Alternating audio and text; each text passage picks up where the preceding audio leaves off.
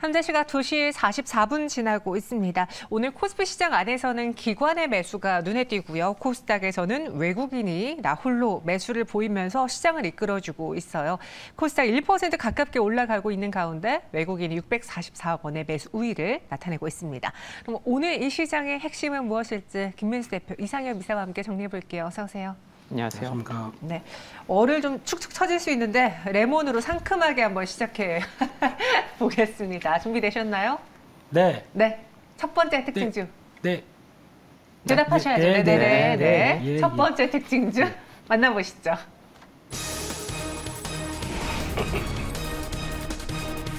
세 번째 도약 나선 포스코홀딩스입니다. 오늘 포스코 그룹주들이 좀 전반적으로 좋아요. 지난주 저희가 장 마감할 때도 한번 짚어드린 바 있었는데 기간 조정을 마치고 슬금슬금 올라오고 있는 포스코홀딩스다라고 이야기를 해드렸거든요. 지난 7월 말에 그 고점이 나왔던 그 구간에 포스코홀딩스를 비롯한 모든 2차 전지주들의 슈팅이 나왔던, 단기 슈팅이 나왔던 딱 그 구간이 있었어요. 그 이후로 이제 포스코 그룹주들도 살짝 쉬어갔는데요. 그 기간 동안의 주가 흐름이라던가 수급, 그리고 이슈 어떤 것들이 있었을까요? 정리해보자면요. 이슈는 별로 없었고요. 네. 많이 오르니까 과열되다 보니까 나왔던 어떤 차익 실현 매물. 변화. 근데 이게 딱 한 달이 됐네요. 그때 고점 진짜 그렇네요. 네, 한 달 기념. 네, 그런 쪽에서 이제 돌아가려고 하는 모습들 쪽에서 그때 가장 이슈가 많이 됐던 게 그거였죠. 그때 거래소 코스피 합쳐서 63조, 62조 가까이 거래대금을 딱 찍고 주가는 거의 폭발하는 모습들을 보여주다 보니까 그 뒤로 이제 약간 그런 단기 과열이 나오게 되면 당연히 시장에서는 자정작용이 나오게 됩니다.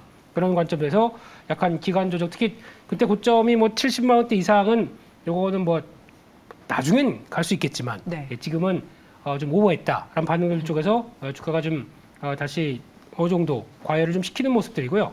특히 이때 좀 특이한 모습들은 한 2주 전이었습니다. 모건스탠리였나요? 네, 글로벌 IB 쪽의 모건스탠리가 조금 특이한 얘기를 했었죠. 네, 앞으로 포스코 홀딩스는 한 15일 동안에 걸쳐 폭락할 것이다. 그렇게 얘기를 하면서 뭐 되게 무시무시한 얘기를 많이 해놨는데 지금 보게 되면 에헤헤 뭐 폭락이 나오지는 않았네요. 폭락 같은 소리를 하고 있네요.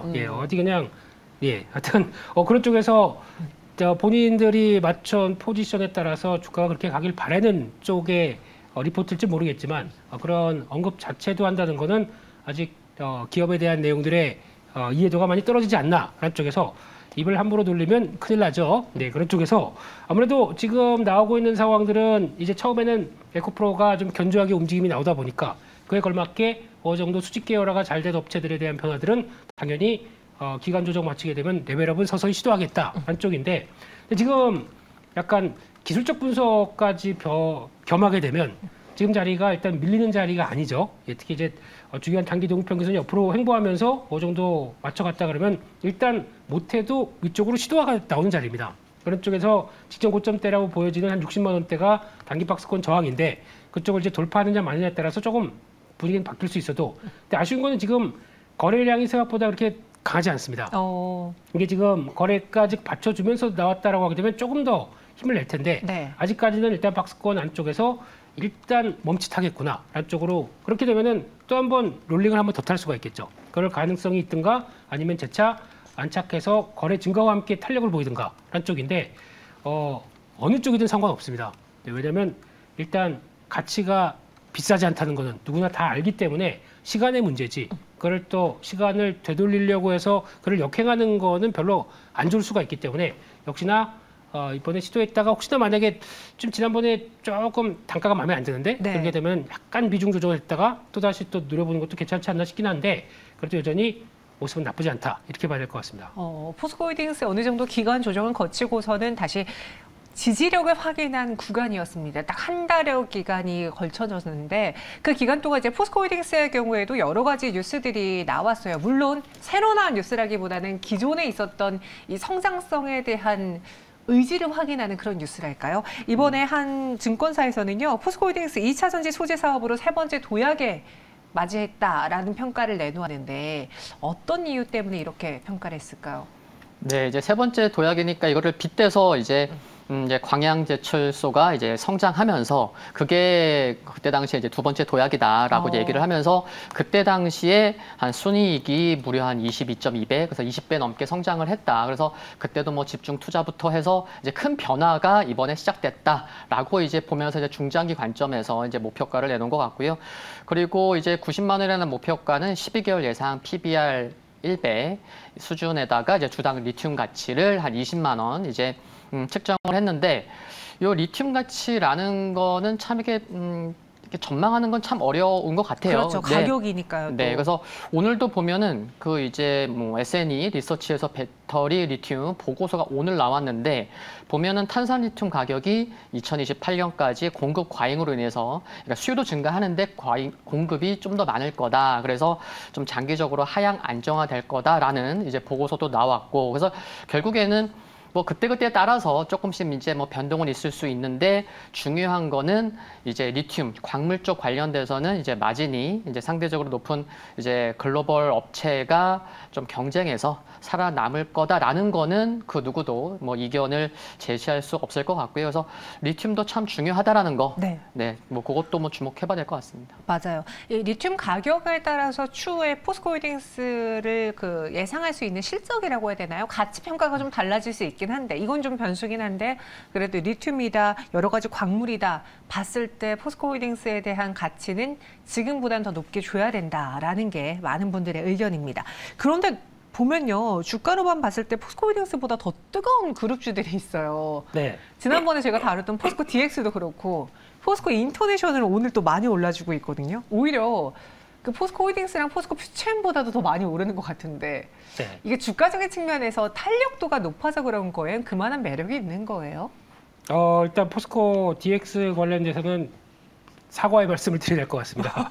네, 지난번에 4만 원대 넘어올 때 좀 밸류 측면으로는 비싼 게 아닌가라고 생각했더니 그건 네 생각이고 그래서 쭉 달리기 시작하네요. 더 갔어요. 네, 죄송합니다. 네, 근데 이걸 바라볼 때 느끼는 생각은 포스코 그룹 쪽에서 어차피 2차 전지 사업을 하기 위해서 여러 가지 투자를 할 거 아니냐. 그런 쪽에서 인프라 투자나 관련된 ICT 사업들 모두 다 같이 영위하는 사업이기 때문에 적어도 투자가 계속 이어가는 기간 동안에는 실적에 대한 변화는 또 긍정적이지 않겠느냐라는 부분. 근데 제 생각에는 그거를 안고도 지금 시총이 거의 7조 가까이 들어왔다라고 하게 되면 좀 된 걸로 알고 있었는데 거기다 플러스 알파가 더 들어가는 게 이제 코스피 이전에 따라서 그에 따라서 지금 그쪽으로 가게 되면 기간 동안에 어떤 그 공매도 갖고 있던 쪽을 이제 청산이 돼야 되겠죠. 그러다 보니까 그런 부담감들이 아마 주가를 강하게 끄는 게 아닐까라는 생각인데 만약에 이게 맞다고 하게 되면 제가 보기엔 LNF를 봐야 될 것 같습니다. 네, 오히려 그게 더 소재 쪽에 관련된 쪽에서 양극재 판가 하락한다는 거를 충분히 가격적으로는 받아왔고 근데 똑같이 코스피로 이전한다 그러면은 LNF도 이런 그동안에 쌓였던 공매도가 부담감을 느끼겠죠. 네. 그런 투자 아이디어가 포스코 DX는 여기서 제가 밸류는 잘 모르겠습니다만 차라리 LNF가 더 매력적이지 않겠느냐라는 쪽으로 바라보고 있고요. 두 번째 포스코 그룹 쪽에서 포스코 인터는 뭐 예전부터 계속 긍정적으로 말씀드렸기 때문에 지금 주가가 10만 원대 미치면 여전히 기회 요인들을 봐야 되겠다라는 생각이고 특히 이번에 관련돼서 또 중요한 기술적 분석을 해보게 되면 단기 이동평균선이 이렇게 어느 정도 맞추기 시작하면서 주가가 안 빠진다. 그러면 한번 들어가 볼 수 있는 자리죠. 그런 쪽에서 오늘 거래가 증가하면서 양봉의 패턴이 강하다. 이거는 조금 더 긍정적으로 볼 수 있을 것 같습니다. 그러니까 포스코홀딩스보다는 조금 더 자신감이 높게 나오기 시작하네요. 그래서 워낙 무겁다 보니까 반발은 나오는데 차라리 그럼 그거 보고 이런 좀 조금 더 작은 종목으로 베팅해야 되지 않을까라는 쪽의 현상들이 나오는 게 지금의 변화인 것 같습니다. 그 그룹주 안에서도 탄력도가 높은 종목으로 투자자들의 심리가 쏠린다라는 거는 이 포스코 그룹을 향한 성장에 대해서는 다들 동의하는데 포스코홀딩스 시총이 너무 크니까 퓨처미 시총이 너무 크니까 조금 더 가볍게 수익을 낼 수 있는 종목이 무엇일까 하면서 눈을 돌리다 보니 포스코 인터내셔널이 또 꼽히지 않았나라는 생각이 듭니다. 그렇게 되면은 지금 이 상황에선 포스코 인터내셔널, 포스코 DX가 가벼운 대신 많이 올랐어요. 네네. 그럼 다시 또 시선을 본주인 포스코 홀딩스라던가 포스코 퓨처엠으로 돌려도 되지 않을까라는 생각도 드는데 눈여겨볼 이슈라던가 전략을 세워보자면요. 네. 그 포스코 그룹주는 다 관심이 필요한 것 같습니다. 일단은 네, 다 관심이 일단은. 필요하고 네. 이제 중요한 일정도 있어서 좀 말씀을 드리면은 이제 포스코 DX는 이제 그룹 내에서 이제 4차 산업 혁명 그쪽에 이제 중심에 있다 보니까 계속해서 이제 상승하고 있는데 그 코스피 이전 기대감이 있죠. 그래서 관련돼서 좀 일정을 체크가 필요하죠. 그래서 포스코 DX 같은 경우는 이제 코스닥 이제 상장 폐지 관련 임시주총이 언제 개최되냐? 네, 10월 5일 날 개최가 됩니다. 그렇다면 뭐 10월 5일까지 계속 상승하는 거냐라는 거는 이제 뭐 확답하기는 어렵지만 그래도 그런 일정을 알고 있으면은 그래 좀 체크해놓고 보면 좋을 것 같고요. 그리고 이제 3분기에 유독 강한 주식이 이제 10월부터는 이제 4분기로 접어들잖아요. 그러면은 그래 유독 강했던 섹터, 강했던 종목이 4분기로 가면서는 좀 어떤 수급이나 변화가 좀 바뀌는지도 좀 큰 흐름에서는 좀 봐야 될 것 같아서 10월 5일 먼저 포스코 DX 말씀을 드리겠고요. 그리고 2차 전지 관심 있으신 분들은 뭐 많이 아실 것 같은데 또 이번 주 금요일부터 주말 9월 1일부터 9월 3일까지 또 코엑스에서 2023 배터리 코리아가 또 개최가 됩니다. 그래서 이와 같은 또 이제 일정이 있으면은 그래도 또 이제 언론에서 또 많이 노출도 될 수 있기 때문에 2차 전지 관련돼서 이번 주 중반 이후에 좀 수급이 붙을 수 있는 일정도 있다라는 말씀을 드리고 싶고요. 그리고 포스코 홀딩스는 단기적으로는 60만 원에 안착하는 게 좀 필요하지 않나 생각이 됩니다. 지금 시가총액이 60만 원에 한 50조 원에 해당하는 가격이기 때문에 이렇게 좀 중요한 시가총액이어서 좀 강한 하방 경직성이 나와준다면은 또 다시 한번 또 이제 단기 상승 나올 수 있기 때문에 이와 같은 말씀을 드린 거 참고하시면 좋겠습니다. 네, 포스코 홀딩스는 60만 원 안착이 필요하다. 그리고 다가올 일정들 같이 체크해 보자라고 했고요. 두 분 모두 다 관심 깊게 봐야 될 종목이다라고 일치해서 의견을 말씀해 주셨습니다. 이어서 두 번째 실시간 특징 좀 만나보도록 하죠. 새우잎은 하나오션입니다. 본격 출항에 강세를 보이고 있는데요. 사실 그 유상증자 이야기 때문에 말이 많았어요. 뭐 유상증자를 확보한 자금을 통해서 미래 성장 동력에 투자를 한다라고는 하지만 올해 들어서 두 번째의 유상증자이기 때문에 주주분들은 뭐야 하나 옷을 입으면 좀 괜찮아지는 거 아니었어? 왜 또 유상증자하고 많이 실망하셨거든요. 네. 최근에 그 유증에 대한 이슈는 그럼 어느 정도 일단락 된 건가요? 일단 우려감이 주가에 반영된 거는 분명 있다고 생각이 듭니다. 네, 근데 최근에 보면은 또 이제 뭐 공매도가 좀 증가한 부분도 있어서 이제 수급의 좀 개선도 좀 필요하다고 이제 말씀을 드릴 수가 있는데 네. 이렇게 뭐 앞으로 이제 우리가 이제 한 2조 원 증자 주주 배정 유증을 할 거고 이게 결국에는 뭐 미래 먹거리에 투자하는 거다라고는 하지만 미래 먹거리가 이제 희석 가치가 이제 좀 동반되다 보니까 주가가 이를 좀 반영했는데 신주 발행 주식 수가 좀 커요. 한 8,950만 주인데 현재 발행 주식 한 40%나 되고요. 결국에 이게 진행이 되면 네, 총 주식 수가 무려 3억 주가 넘습니다. 그래서 그것도 있고 그러면서 이제 회사에서 얘기한 거는 그래 매출 30조 원 달성할게. 근데 이게 2030년이 아니고 무려 2040년을 얘기하고 있습니다. 네, 앞으로 17년 후로 얘기를 하면서 2조를 네, 주주 배정하는 거 조금 네, 좀 그래서 주가가 우려 반영을 해 가는 것 같고 그리고 이제 보면은 2조 중에서 뭐 방산 인프라, 뭐 친환경 추진 시스템, 뭐 운반선, 또 풍력 2천억, 또 그리고 AI 등 통해서 이제 자동 기반 뭐 스마트 야드 뭐 3천억, 그래서 총 2조인데 중요한 게 뭐 보유하신 분도 있겠고 좀 많이 빠졌으니까 신규로 접근하신 분도 계실 텐데 11월이 중요한 것 같아요. 왜냐하면 11월이요? 네, 그래서 지금 시장에서는 왜 11월 말씀드리냐면은 3분기에는 드디어 이제 흑자 전환 될 거다. 12개 분기 만에 흑자 전환일 텐데 이런 또 표현을 붙이면은 시장에서 좀 기대감을 가질 수 있을 텐데 그러면은 영업이익 추정치가 현재 한 117억 원이 됩니다. 그러면은 117억 원 수준이 나올지 더 많이 나올지 그 부분이 이제 11월 달에 발표가 될 거고 또 11월에 왜 중요하냐 일반 공모 청약 기간이 또 11월 13일, 11월 14일입니다. 네, 그래서 주가 빠졌으니까 좀 기술적 반등 뭐 이러면서 저점은 높여질 수 있지만 중요한 거는 11월 실적과 주주 배정이 또 얼마나 또 뭐 자금이 모이는지 그 결과가 중요할 것 같습니다. 그 결과 11월의 이벤트도 체크해 봐야 네. 된다라고 했는데 어느 정도 유상증자에 대한 불안감, 리스크는 주가에 반영됐다라고 했잖아요. 그럼 유상증자를 통해서 뭘 하나가 중요해 보여요. 보니 뭐 아까 이야기한 방산 쪽 있고요. 친환경 쪽 있고요. 해상풍력 있고 스마트야드 이렇게 크게 좀 나뉘어지는데 이준수 김민수 대표님은 하나오션의 추후에 성장 먹거리로 될 분야는 어디라고 보세요? 모르겠습니다. 일단 하나오션의 증자에 대해서는 썩 그렇게 달갑지 않다. 달갑지 않습니다. 혼나야 된다. 제가 조금 오버하면요 네. 주가가 잘 가더라고요. 제가 폭주할까요? 네, 그러고도 싶은데 주가를 위해서는 폭주하고 싶은데 근데 이게 모르겠습니다. 이제 처음에는 이제 그런 얘기가 있었고요. 산업은행에서 줘야 될 그 신종 자본증권 관련된 쪽에서 이걸 상환해서 뭐 넘어간다 이런 얘기는 있었는데 그거는 아니라고 얘기하는 것 같고 이런 쪽으로 얘기하는데 네. 뭐 회사가 맞다고 하면 맞겠죠. 근데 지금 그렇게 되면은 지금부터 지금 현재 7조가 좀 넘어가는 시총에서 40%가 넘다 보니까 거의 이제 10조대로 이제 증자하게 되면 바뀌게 됩니다. 그러면 이제 과거에 2017년도, 18년도에 가장 실적이 좋았던 흐름들 때가 영업이익 1조대가 나왔던 적이 있는데 그럼에도 불구하고 워낙 구조가 고정비가 많이 들어가는 구조다 보니까 또 한 3천억 대 정도, 한 5천억 대 정도 왔다 갔다 하게 되면 지금 결론적으로는 성과를 빨리 뭔가 보여주지 못하게 되면 지금 증작했던 덩치 대비해서는 주가가 조금 계속 부담감으로 나올 수밖에 없겠죠. 그렇게 네. 되면 상대적으로 다른 쪽이 더 싸 보입니다. 그러다 보니까 우리 빠르게 턴어라운드 회사에 대한 관점들이 글로 넘어갈 수가 있거든요. 그렇기 때문에 지금은 유상증자를 해서 애써 좋은 표현으로 많이 쓰는 것 같은데 중요한 건 무거운 건 무거워졌다. 그래도 표현은 그렇게 나오더라고요. 증권사 리포트 읽다 보니까 조선주 턴어라운드 할 때는 증자 이런 건 별로 안 중요하다. 뭔 소리입니까 이게?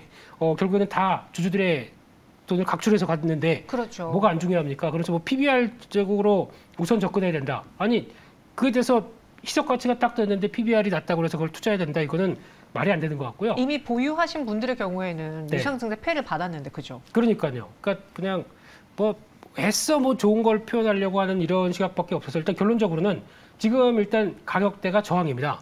차트에 보신다고 하더라도 여기가 넘어가서 안착을 해야 되는 가격대가 38,000원대입니다. 거기가 딱 보서 아시겠죠? 네. 왜 저항인지. 그렇기 때문에 거기에 대해 안착해서 다음 변화를 나가기 위해서는 지금 거래량 가지고 못할 것 같습니다. 그렇기 때문에 일단은 혹시나 중간에 어느 정도 들어왔다가 좀 비중을 좀 관리하시는 게 좋을 것 같고요. 38,000원대 이상 쪽에서는 좀 관리하셨다가 차라리 다른 쪽을 보겠습니다.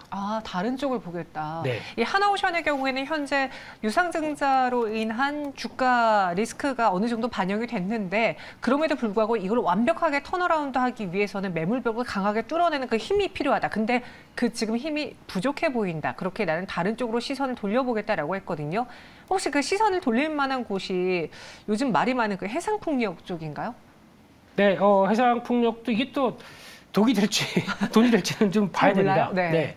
이제 해상풍력 관련된 이제 해상 플랜트라고 그러죠. 이쪽이 과거 대한민국의 조선사들의 먹거리였었다고 보는데 나중에 가보니까 저가 수주였네요. 네. 그래서 뭐 또 비용도 많이 늘어나고 근데 이번 같은 경우는 또 잘 수주해야 되는 게 한 다음에 인플레이션 관련된 비용들이 잘 떨어지지 않는다 그러면은 오히려 또 약간 독이 될 수 있겠죠. 그래서 그런 쪽 무조건 그런 것보다 어느 정도 개연성이 있는 쪽에 성과를 내는 쪽을 변화를 보여주는 게 좋지 않나 라는 쪽으로 보게 되면 일단 과거에 그래도 사고는 한번 쳤었지만 네. 그래도 이제 한번 쳤으면 이제 좀 덜하겠죠. 자중하겠죠.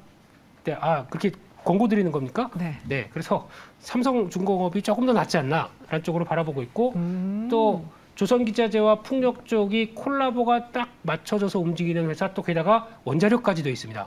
태웅이라는 회사가 이제 단조 쪽에 이제 거의 강자로 나와 있죠. 주가가 좀 많이 올랐습니다. 근데 그럴 부각받을 수밖에 없는 개연성이 있기 때문에 그런 것들 보시면서 어떤 눌림목대 계속 찾아가는 게 더 좋겠다 이렇게 바라보고 있습니다. 삼성중공업 태웅 이야기해 주셨고 이상엽 이사님도 그럼 해상 플랜트 쪽에 대해서 해상 풍력에 대해서 아직 나도 좀 긴가민가 한데라는 입장에서는 조금 더 그래도 기대를 거시는 편이세요? 풍력 시장은 아직 한국은 이제 본격적으로 개화가 안 됐죠. 그러다 보니까 이제 해외 쪽에 이제 모멘텀이 있는 기업들이 이제 관심을 많이 받고 있고 해상 풍력은 성장성이 너무나 큽니다. 뭐 그 부분은 이제 뭐 많은 이제 수치도 나와 있고 그래서 그 부분이 중요하니까 이제 하나오션에서도 이제 투자를 2천억 하는데 2조 중에서 2천억이 개인적으로 뭐 좀 많은 것 같진 않은데 그 부분 그래도 이제 그룹 내에서는 이제 관심이 큰 상황이다라는 말씀을 드리겠고 SK 오션 플랜트도 좀 관심이 필요한 것 같습니다. 최근에 좀 바닥을 다지고 올라오고 있고 7월 중순, 6월 중순 전후부터 좀 바닥을 다지고 올라오고 있는데 그 중심에 또 이제 뭐 기관 수급도 있는 게 좀 확인이 되고 있고 상반기에 이미 최대 실적 기록했고요. 또 하반기에는 약 한 9천억 원 수주 기대감도 있는 상황이고 좀 주력 시장이 대만 쪽인데 대만 쪽에도 프로젝트가 이제 또 올해부터 해서 2035년까지 그쪽 시장이 열리기 때문에 이 점에 좀 주목해야 될 것 같다는 말씀을 드리겠고요. 그리고 저도 태웅이나 삼성중공업 이제 관심 갖고 있는데 네. 태웅은 이게 멀리 보면은 회사에서 이게 우주항공, 항공우주 쪽에도 관심이 많더라고요. 그래서 그쪽과 태웅과도 연결성이 있다는 것도 중장기적으로 좀 보시면 좋을 것 같고, 그리고 삼성중공업도 예전에 한 9,000원 초중반이 좀 단기 부담이 될 것 같습니다라는 말씀을 좀 여러 번 드렸는데, 만약에 반등이 나온다고 하면 그 고점이 지금 9,000원 한 4,500원 정도 되잖아요. 그래서 전고점을 돌파하는지 여부도 꼭 체크가 좀 필요한 것 같습니다. 네, 그래서 삼성중공업 두 분의 의견이 일치가 됐어요. 하나오션보다는 같은 이슈를 갖고 있는 오히려 다른 관심주를 보겠다라는 게 두 분의 의견이었습니다. 그럼 마지막 실시간 특징 좀 만나볼까요? 유커 최대 수혜주가 될 수 있을지 호텔신라 드디어 52주 신고가까지 올라왔습니다. 물론 영광의 가격대랑은 아직도 먼데 중국인들의 반일 감정이 부각되고 있는 게 국내 그 관광주들, 유커 수혜주들에게는 굉장히 큰 호재로 작용하고 있어요. 네, 근데 그것 말고도 뭐 여러 가지 좀 이슈가 좀 그래요? 있는 것 같은데요. 뭐 뉴스를 살펴보니까 지금 많이 들어오고 있습니다. 네. 지금 뭐 22일부터 23일 요 이틀 동안에는 뭐 크루즈 중국 단체 관광객이 한 160명 들어왔고, 또 23, 4일에는 중국 여객선 또 단체 관광객 420명 들어와서 이제 여러 이제 백화점, 이제 면세점을 이제 관광을 하고 있다는 게 지금 확인이 되고 있고요.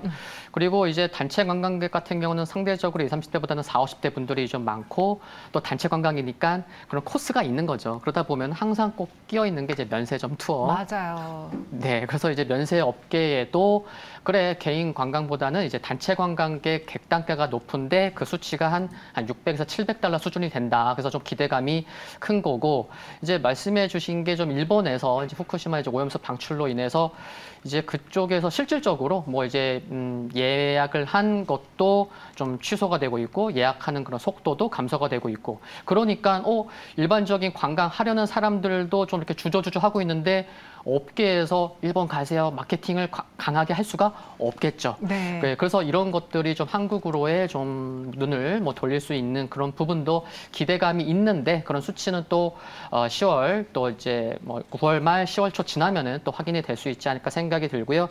그리고 또 이제 9월 초에 이제 G20 정상회의가 인도에서 9월 9일, 10일 날 열리는데, 요 기간에 맞춰서 또 한중 정상회담에 유력하다고 하네요. 그러면은 여기서 뭔가 또 물꼬를 틀 수 있는 그런 관계 개선 기대감이 나온다고 하면 또 플러스 알파로 작용할 수 있다는 것도 좀 일정 체크하시면 좋을 것 같습니다. 그 외에 또 확인해 볼 만한 좋은 뉴스들이 많았네요. 그래서 호텔신라가 52주 신고가를 기록했는데, 저도 그 여행 갔을 때 생각하면 예전에 가족끼리 투어를 간 적이 있었거든요. 태국을 갔는데 마지막 날은 라텍스, 거의 라텍스. 지금 그 말 하려고 그랬어요. 라텍스요. 라텍스 베개 매장, 침대 매장 들리고 사탕 매장 들리고 이렇게 다 이렇게 코스가 정해져 있더라고요. 근데 국내에서는 사실 그런 코스는 없지 않나요? 왜 없겠? 예. 있나요? 국내도? 모르겠습니다. 네. 제가 중국인이 아니어서 모르겠는데 어제 보니까 어제 일요일이었었죠. 네, 근데 매경의 부름을 받고 일요일 날도 한번 와봤습니다.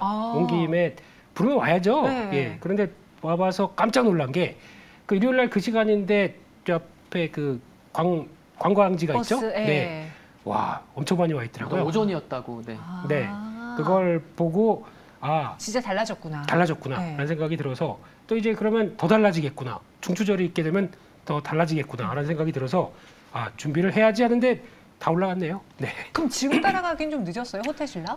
일단 지금은 모르겠습니다. 지금 이제 앞으로 체크해야 될 게 그거 같아요. 그러니까 지금 그만큼 와서 이제 개연성들은 많이 높아졌습니다. 일본 약간 좀 덜 가고 한국 쪽으로 올 가능성들 이렇게 나왔는데, 중요한 거는 가장 피크 때, 그러니까 다음 중추절 때 얼만큼 와서 이제 쓰는 그 금액들을 좀 체크를 해야 어느 정도 좀 변화가 나오지 않을까 싶기 때문에, 지금 당장은 어떤 기대감만으로 움직이는 좀 그런 것 같고, 오히려 좀 기대감이 확실하게 더 개연성이 있다는 쪽은 제가 보기에는 제주도, 아까 이 이사님 말씀하셨던 제주도 쪽이 아닐까 그런 쪽에 생각이 들어서, 제주도에서 돌과 바람과 이걸 느끼시면서 카지노를 하게 되면 그 회사가 더 낫지 않느냐. 롯데 관광개발. 네, 그런 쪽은 계속 관심 있게 봐야 될 것 같고, 글로벌 텍스프리 이 두 가지가 가장 큰 축이라고 보고 계속 대응하는 게 맞지 않나 생각되고 있고요.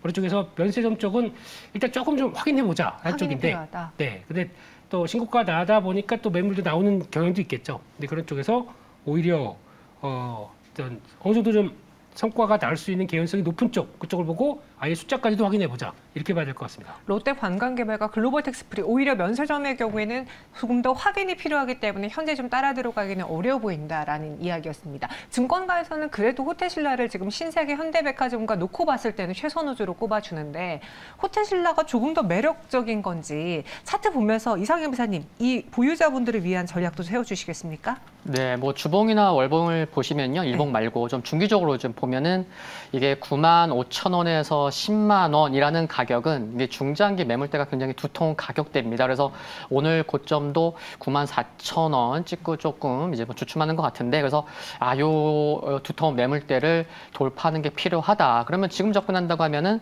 좀 눌릴 때 접근해서 좀 트레이딩 관점이 좀 필요한 게 아닌가라고 이제 생각할 수 있을 것 같고, 그리고 실적도 잘 나왔거든요. 작년 영업이익이 800억 원이 안 되는데 올해 상반기 영업이익만 1,000억 원 넘었고, 또 2분기 호텔 레저 부분 매출도 전년 동기 대비해서 조금이지만 뭐 플러스 2%좀 개선된 부분도 있어서 앞으로 기대감은 계속해서 작용할 수 있겠지만 조금 전에 말씀드린 두터운 매물대 돌파 여부 좀 필요한 것 같고, 그리고 최근 한 달, 그러니까 7월 27일에서 지난주 금요일까지 외국인과 기관 합치면 한 3,000억 원 가까이 매수를 하고 있어서 외국인과 기관이 샀는 이제 두터운 매물대까지는 온 거예요. 그러면은 뭔가 수급에서의 변화가 나타나는지 아니면 더 강해지는지 네. 여부도 좀 관심 있게 좀 봐야 되지 않을까 싶습니다. 네, 호텔신라 10만 원의 그 가격 매물대가 좀 강하다. 딱 2년 전에 2021년 5월쯤에 그 가격까지 올랐었거든요. 그리고 쭉 내렸었는데 한번 이 가격대 돌파 여부도 체크해 보시고요. 그리고 관심주였던 롯데관광개발, 글로벌텍스프리까지 전해드렸습니다. 두 분 여기서 인사드릴게요. 설명 고맙습니다. 감사합니다.